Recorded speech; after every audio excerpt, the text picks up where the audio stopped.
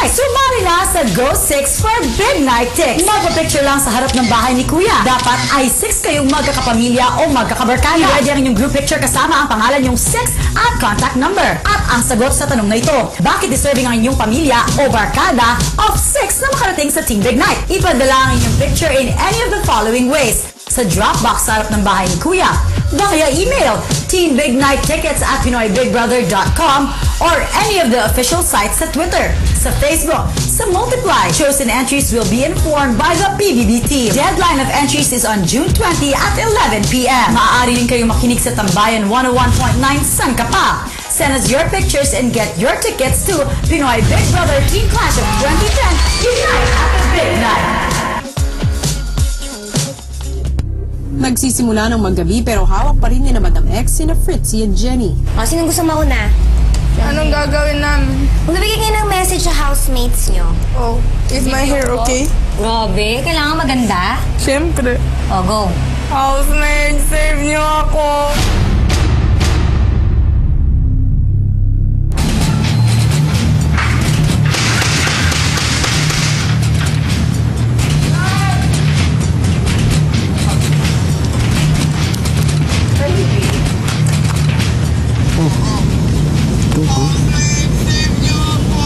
Masakit yung kamay ko, tingnan nyo.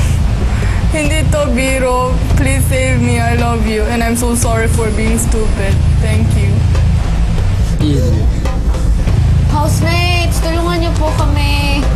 I miss you all. Sana po tulungan niyo kami. I really don't know what's happening right now. Basta sinunod ko lang yung anong gusto niya. So, please, sundin niyo na lang if anong sasabihin niya. Then, makauwi na kami. Miss na miss ko na kayo lahat. Please, tulungan mo ako. Why is the evil person a lady? Lady boss? Like, controlling everything? They're worse than men boss. They'll be like... They're more smarter. Yeah. You know what I mean? Pero kakaiba ang naging reaksyon ng housemate sa ipinadalang video.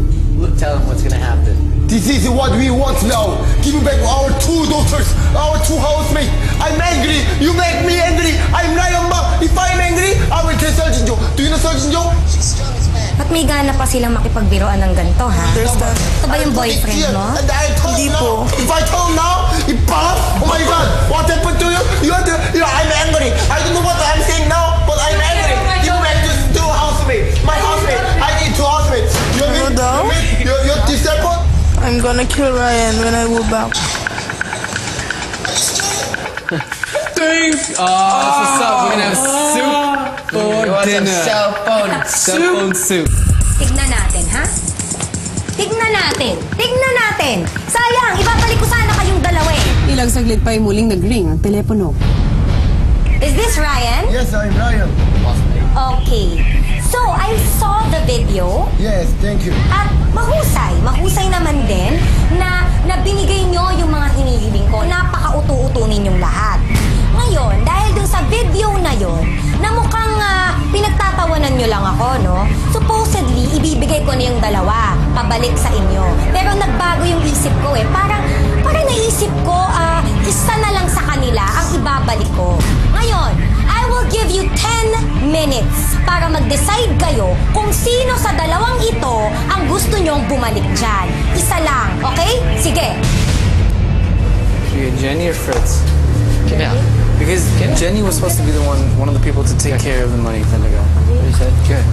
But Fritz was the one that answered the phone and listened to the leads. Madam X. Walang sagot pangit. Wala yata siya dito. She sounds so annoying, her voice. Yeah. Let's break it. Siya yung pinakapangit na babae nakita ko ever. Bagay sila ni Ryan. Nakapag-decide na ba kayo? 10 9 8 Kasi ako here.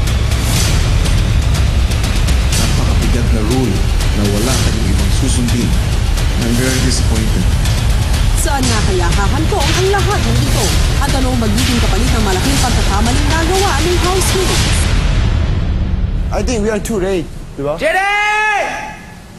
Fritzy!